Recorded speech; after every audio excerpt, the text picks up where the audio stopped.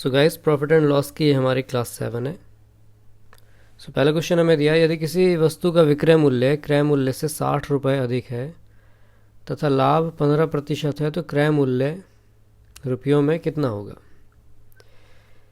अब अगर विक्रय मूल्य क्रय मूल्य से 60 रुपये अधिक है, यानी कि कोई चीज़ कुछ रुपयों में खरीदी, उससे 60 ज़्यादा में बेच दी, इसका मतलब 60 रुपये का लाभ हो गया। रुपयों में लाभ कितना है?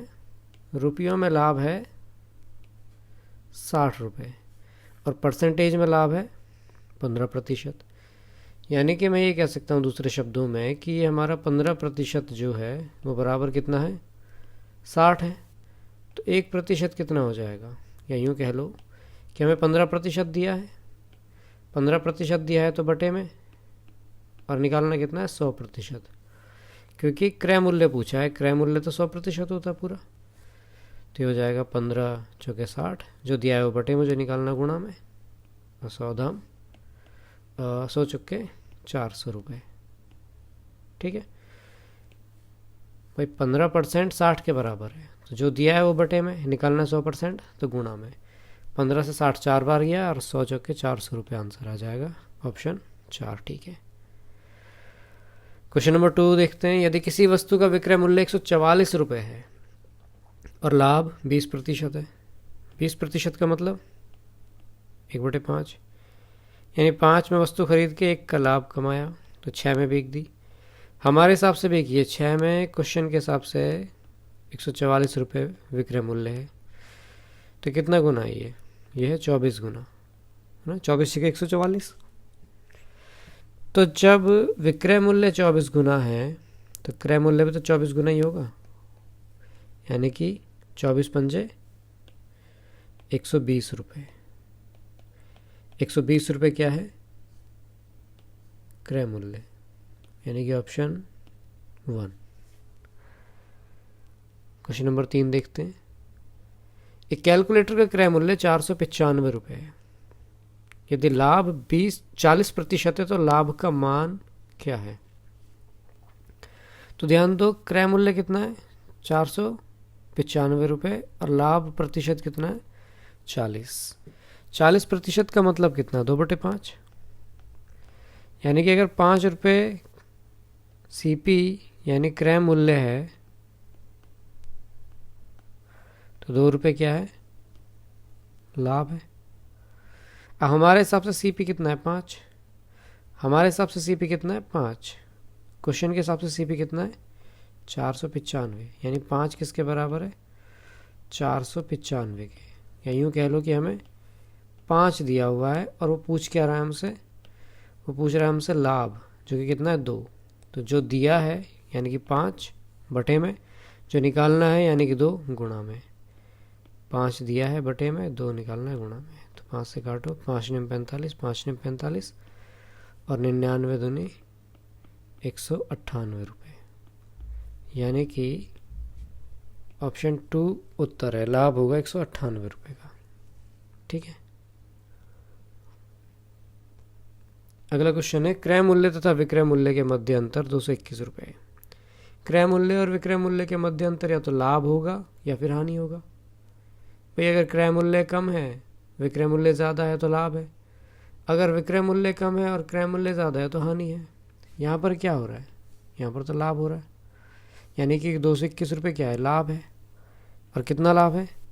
17% लाभ है। तो 17% किसके बराबर हो गया? 221, यानी कि हमें 17 दिया है और विक्रय मूल्य निकालना है। विक्रय मूल्य निकालना है तो विक्रय मूल्य कितना हो जाएगा? 117%, है ना। 100% में खरीदेगा, 17% का लाभ लेगा, तो 117% में ही तो उसे बेचेगा। तो हमें दिया कितना है? हमें दिया है 17, निकालना कितना है? 117। तो जो दिया है 17 वो बटे में, जो निकालना है 117 वो गुणा में।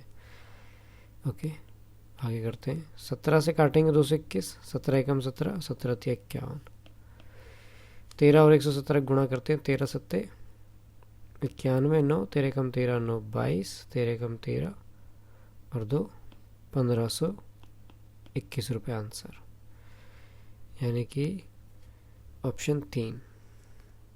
ठीक है, आगे चलते हैं। क्वेश्चन 5। वैसे भी इसे हम ऐसे भी देख सकते थे कि यहाँ इकाई का अंक 3 है, यहाँ 7 है, ठीक। 3 7 21, तो इकाई का अंक तो सीधी सी बात है 1 ही होगा, और ऐसा भी केवल थर्ड ऑप्शन में है, ठीक है। बाकी मल्टीप्लाई करके भी देख सकते हैं, अगर दो ऑप्शन में एक आ रहा होता है इकाई के अंक में तो मल्टीप्लाई करते। एक वस्तु का क्रय मूल्य 360 रुपये है, यदि लाभ प्रतिशत 32% है तो लाभ का मान रुपये में क्या है। यानी कि पीछे जैसे क्वेश्चन किया था वैसे ही है। 32% का मतलब क्या होता है, 8/25। क्रय मूल्य दिया है 360, हमारे हिसाब से कितना है 25 है, तो 360 यानी कि 25 दिया हुआ है, निकालना क्या है लाभ, यानी कि 8। तो 25 दिया है, 25 में 8 निकालना है, 8 गुणा में 5 से काटो, 5 में 25, 5 7 35, 5 दूनी 10, इनकी गुणा हो जाएगी 8 दूनी 16, 8 7 56, 57, 5 से भाग करेंगे 5 5 2, 115.2, ठीक है। 5 से 576 को काटेंगे तो कितना हो जाएगा 115.2, यानी कि ऑप्शन 2। मैं देखो हमें क्या कहा था, लाभ प्रतिशत 32 है, जो कितना होता है 8/25। इसका मतलब 25 पे खरीदेंगे और 8 का फ़ायदा कमाएंगे तब 32% होगा, लेकिन खरीद कितनी है 360, हमारे हिसाब से 25, क्वेश्चन के हिसाब से 360, तो यानी कि हमने जो वैल्यू ली है उसके हिसाब से हमें 25 दिया हुआ है और हमें निकालना है लाभ 8। तो हमेशा ध्यान रखना है कि जो दिया है वो बटे में ले लो और जो निकालना है वो गुणा में। तो 360 हमें दिया है और दिया है क्या है 25, निकालना क्या है 8, तो 360 के साथ 25 बटे में और 8 गुणा में सॉल्व किया तो 576/5 यानी कि 115.2 रुपये आंसर। क्वेश्चन नंबर 6 देखते हैं।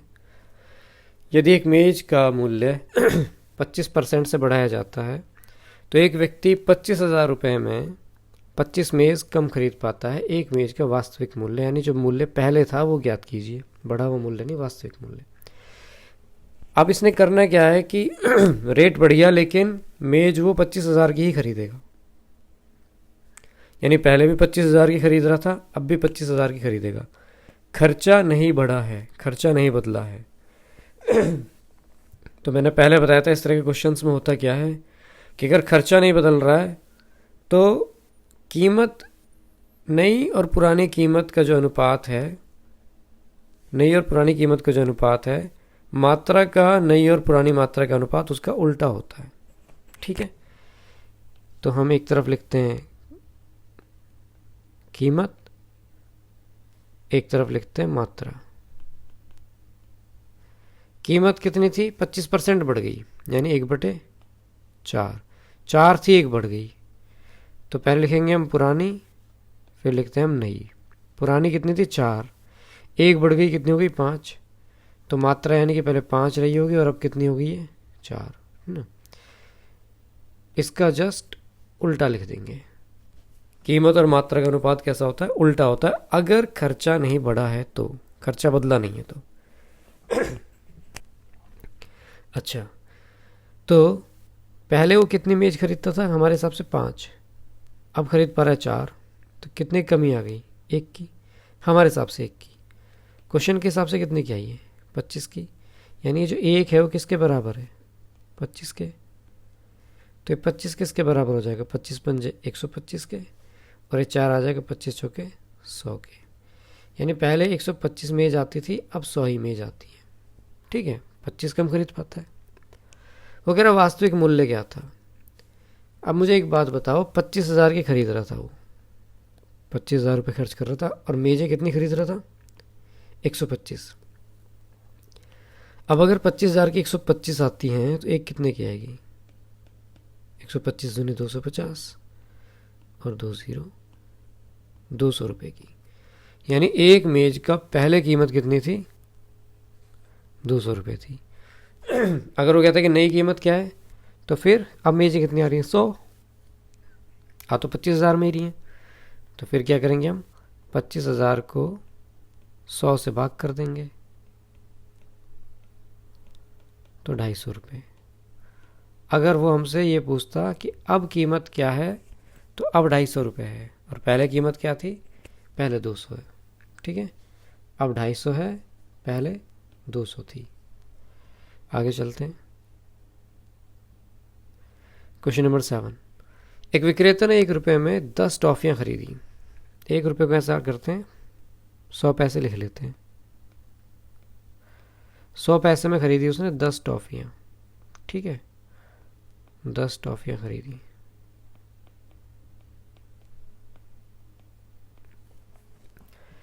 अब लाभ कितना कमाना चाहते हैं ये कमाना चाहता है 25% का लाभ। अब मुझे बताओ 10 टॉफी अगर वो 10 पैसे 100 पैसे की खरीद रहा है, तो 25% का लाभ कमाने के लिए 125 में बेचनी पड़ेंगी। 10 टॉफी 125 पैसे में बेचनी पड़ेंगी, तो 125 पैसे में कितनी बिकेंगी, 10 टॉफी। लेकिन वो कह रहा है कि 1 रुपये में कितनी बेचेगा। ठीक है, तो 125 में यानी 10 टॉफी 125 में निकालने कितने का है, 1 रुपये यानी 100 पैसे। तो दिया है हमें 125 में कितनी आती हैं और निकालनी है हमें 100। तो जो दिया है 125 वो बटे जो निकालना है वो गुणा में 100। 25 चौका 100, 25 पंजे 125, 5 दूनी 10, तो 4 दूनी 8। तो यानी कि 8 टॉफियाँ बेचेगा 1 रुपये की, तो उसे 25% का लाभ होगा। ऑप्शन 3। नेक्स्ट क्वेश्चन देखते हैं। 18 गेंदों को 900 रुपये में बेचने पर 6 गेंदों के लागत मूल्य के बराबर हानि होती है। मान लिया अगर 18 गेंद 18 रुपये की खरीदता है, 18 रुपये की खरीदता है, तो 6 गेंद कितने खरीदता होगा, 6 रुपये खरीदता होगा। वो कह रहा है 18 गेंद बेचने पर, फिलहाल 900 रुपये को हम छोड़ रहे हैं, 18 गेंद बेचने पर 9 के लागत मूल्य के बराबर हानि होती है। यानी 18 रुपये की चीज़ जो उसने खरीदी थी, जो चीज़ उसने 18 रुपये की खरीदी थी, उन्हें बेचने पर उसे 6 रुपये की हानि हो रही है। 18 रुपये की चीज़ बेचने पर 6 रुपये की हानि हो रही है, तो मुझे बताओ उसका SP यानी बिक्री मूल्य कितना हो जाएगा, 12 रुपये। या इसे भी ना निकालें हम, तो नुकसान कितना हो रहा है उसे, नुकसान हो रहा है उसे 6 रुपये का। किस पे हो रहा है, 18 रुपये पे हो रहा है ना। तो 6 कम 6, 6 थी 18। यानी कि अगर वो 3 की कोई चीज़ खरीद रहा है तो उसे 1 रुपये का नुकसान हो रहा है। 3 की कोई चीज़ खरीद रहा है, 1 रुपये का नुकसान हो रहा है, तो बिक कितने की रही है, 2 रुपये की हमारे हिसाब से। और क्वेश्चन के हिसाब से कितने की बिक रही है, 900 रुपये की। तो यानी कि ये जो 2 रुपये है वो किसके बराबर है, 900 रुपये के। तो 1 किसके बराबर होगा। अच्छा, उसने लागत मूल्य पूछा 1 का। फिलहाल हम 18 को एक साथ लेके चल रहे हैं, तो मुझे बताओ ये 2 के बराबर दिया है बिक्री मूल्य, क्रय मूल्य कितना है, 3। तो दिया है हमें 2 बटे में और निकालना हमें 3 गुणा में। 2 से काटो 450, 45 थी 135, 0। यानी इतने रुपए में खरीदी उसने कितनी, 18 गेंदें। तो एक गेंद कितने में खरीदी होगी, 18 से भाग कर दो, तो ये आ जाएगा 18 सत्ते 126 और 18 पंजे 90, 75 रुपये की। यानी कि एक गेंद उसने 75 रुपये की खरीदी थी। ठीक है, आगे देखते हैं क्वेश्चन नंबर 9। एक आदमी ने कुछ वस्तुएं 10% लाभ पर बेची। बिक्री से मिलने वाली कुल धनराशि को उसने ऐसी वस्तुओं को पुनः खरीदने में व्यय किया और उन्हें बेचने के लिए 10% की हानि हुई। अच्छा, अब इसके लिए एक फॉर्मूला याद कर लेना है, A + B, यानी पहले हानि फिर लाभ, या पहले हानि फिर दोबारा हानि, पहले लाभ फिर लाभ। अगर ऐसी कंडीशन आए तो उसके लिए ये फॉर्मूला है, A + B + AB/100। अब यहाँ पे ध्यान देना है कि लाभ को पॉजिटिव रखना है और हानि को निगेटिव रखना है। हमें पहले 10% लाभ हुआ था तो A हो गया 10, फिर 10% हानि हुई तो ये हो गया -10, फिर A भी 10 गुणा में -10 बटे में 100। अब 10 और 10 तो कट जाएंगे, एक प्लस का एक माइनस का है, इधर 0 से 1 0, 1 0 से 1 0, तो यहाँ तो 0 बचा और इधर बच गया 1 एकम 1 माइनस का 1, यानी माइनस का 1%। माइनस का मतलब है हानि और बाकी 1%, यानी उसे हो गया 1% हानि, यानी कि ऑप्शन 1। ठीक है। ऐसे ही नेक्स्ट क्वेश्चन है, इसमें क्या हुआ, पंसारी नकली तौल का प्रयोग किया उसने, खरीदते समय भी और बेचते समय भी।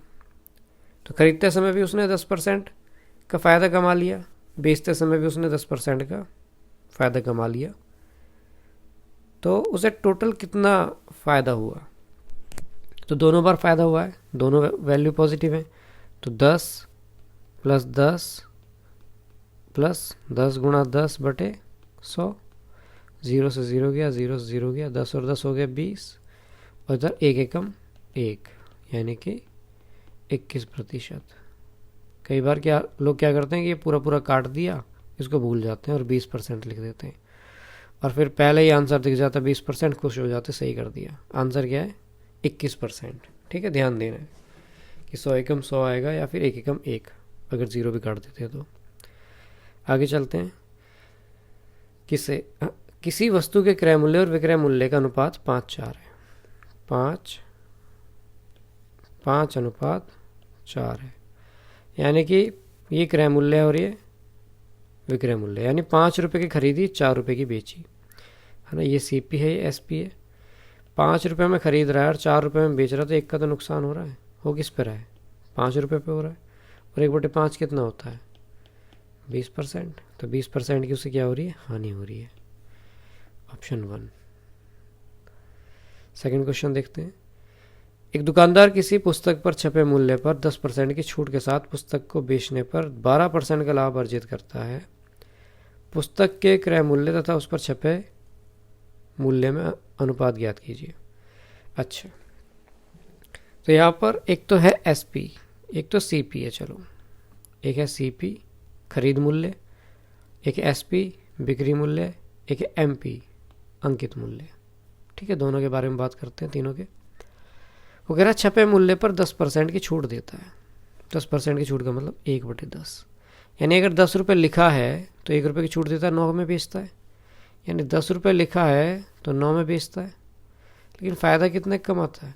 फ़ायदा कमाता है 12% का। 12% का मतलब है 3/25, यानी कि 25 के अगर ख़रीदता है तो बेचता कितने में? 3 ज़्यादा में, 28 में। यानी 25 में अगर वो ख़रीदता है तो बेचता कितने में? 28 में। अब मुझे एक बात बताओ, ऐसा कैसे हो जाएगा कि एक बार तो 9 में बेची और एक बार 28 में? कंडीशन वही है, ये दोनों बराबर होने चाहिए। तो एक काम करते हैं, यहाँ ऊपर तो गुणा कर देते हैं 9 से, 28 से, और नीचे वाले अनुपात में गुणा कर देते हैं किससे? 9 से, ताकि ये जो हमारा सेलिंग प्राइस है बराबर हो जाए। जब ये बैलेंस होगा, जब ये बराबर होगा, तभी तो बाकी चीज़ें का अनुपात निकाल पाएंगे। उसने पूछा है पुस्तक के क्रय मूल्य और छपे मूल्य में अनुपात, यानी इसमें और इसमें अनुपात निकालते हैं पहले। तो पहले 9 की गुणा करते हैं, 25 निम्मा 225, और 28 की 9 में गुणा करेंगे तो ये हो जाएगा 28 280, 250 252। ठीक है, वैसे इसको निकालने की ज़रूरत भी नहीं है हमें, इसको तो निकालने से फ़ायदा नहीं है, क्योंकि हमें तो ये और ये निकालना है। तो ये कितना हो गया? 10 × 28 यानी कि 280। गुणा भी नहीं करते, काम चल जाता। देखो यहाँ कितना है? 25 × 9, अनुपात निकालना है। इधर है 10 × 28, तो 5 से काटो, 5 × 5 = 25, 5 दूनी 10, तो ये हो गया 9 × 5 = 45, और नीचे हो गया 28 दूनी 56, यानी 45:56 का अनुपात हो जाएगा, यानी ऑप्शन 4 सही है। ठीक है, मैंने क्या किया, SP को बराबर कर लिया, तो मेरे पास 25 में 9 की गुणा हुई और 28 में 10 की गुणा बच गई। गुणा करने की ज़रूरत नहीं, क्योंकि अनुपात निकालना है। तो 25 × 9/10 × 28 लिख लिया, अनुपात आ गया 45:56। ठीक है, आगे चलते क्वेश्चन नंबर 13 की तरफ। ABC ने एक व्यापार 1:2:4 के अनुपात में अपने निवेश के साथ आरंभ किया। लिख लेते हैं, इधर A है, ये B है, ये C है। निवेश को हम ऐसा लिख लेते हैं, पूंजी लिख लेते हैं। तो पूंजी इसने 1 लगाई, इसने 2 लगाई, इसने लगाई 4। 6 महीनों के बाद इन्हें अपनी पूंजी को पहले से 50% और बढ़ा दिया। यानी कि अगर ये 100 रुपये लगाए थे इसने 200 लगाए थे, इसने 400 लगाए थे, तो समय हम देख लेते हैं। 6 महीने के लिए इसने इतने लगाए थे और अगले 6 महीने के लिए 50% बढ़ाने का मतलब ये है कि 150 रुपये लगा दिए। बी ने अपने निवेश को पहले से दुगना कर लिया 6 महीने बाद, यानी 6 महीने तक 200 रहे और दुगना कर लिया मतलब 400 गुणा 6। अब 6 महीने के लिए 400 रुपये हो गए। सी ने क्या किया, 1/4 वापस ले लिया। अब 400 का 1/4 कितना होगा, 100 रुपये। तो 6 महीने के लिए तो 400 लगाए, लेकिन बाकी के लिए 300 रुपये रखे, है ना। 400 का जब 1/4 निकालेंगे तो कितना आ जाएगा, 100 रुपये। 100 रुपये वापस ले लिए 400 में से, तो 300 रुपये तो लगाए। बाकी के 6 महीने के लिए कितने हो गए, 300 रुपये। तो अब ज़रा इन्हें देख लेते हैं। 100 छिक्का 600 और 15 छिक्का 90, कितना हो गया, 1500। अनुपात इधर हो गया 6 दूनी 12 और 24, 3600। इधर हो गया 6 चौक 24 और 18, 4200। तो काटेंगे तो 0 से 0 तो सीधा कट ही जाएगा, ठीक है। और भी कुछ कट सकता है, 3 से कट जाएगा। तो 3 पंजे 15, 12 तिया 36 और 14 तिया 42। 5 अनुपात 14 12 अनुपात 14 के अनुपात में इनका लाभ बढ़ जाएगा। ऑप्शन 5, 12, 14 यानी कि ऑप्शन 2 सही है। आगे चलते हैं क्वेश्चन नंबर 14, ठीक है। कोई वस्तु 5% के लाभ से बेची जाती है, विक्रय मूल्य और क्रय मूल्य का अनुपात निकालो। तो क्रय मूल्य अगर 100% है तो विक्रय मूल्य 5% के हिसाब से कितना हो जाएगा, 105। तो पूछ रहा विक्रय और क्रय का अनुपात। तो ऊपर रखो विक्रय को, नीचे रखो क्रय को। 5 से काटो 21/20 यानी 21 अनुपात 20 हो जाएगा। ध्यान देना है कि 20 अनुपात 21 नहीं कर देना। पहले विक्रय पूछा है फिर क्रय पूछा है। अच्छा 5% दिया तो इससे डायरेक्ट भी कर सकते थे 1/20। 20 की चीज़ 20 में खरीद, 21 में 1 का फ़ायदा तो बिक्री 21 में। तो पहले बिक्री दी है, पहले 21, बाद में क्रय दिया है, खरीद दी है, तो बाद में 20। तो 21 अनुपात 20 हो जाएगा। और लास्ट क्वेश्चन है, एक वस्तु का क्रय मूल्य विक्रय मूल्य का अनुपात दे रखा है, ए अनुपात बी, ए अनुपात बी। अब बी जो है ए का 200% है, 200% का मतलब दुगना है। तो यानी कि मैं ऐसा भी लिख सकता हूँ, बी को 2a लिख सकता हूँ। ये CP है, ये SP है। अब A रुपये में खरीदा और 2a में बेच दिया, तो फ़ायदा कितने का हुआ, 2a में से a घटा दो a का, किस पे, a पे। तो पूरा 1, और 1 का मतलब क्या होता है, 100%। तो लाभ कितना हो गया, उसे 100% का लाभ हो गया, ठीक है। सो आज के लिए इतना ही, बाकी कल देखेंगे।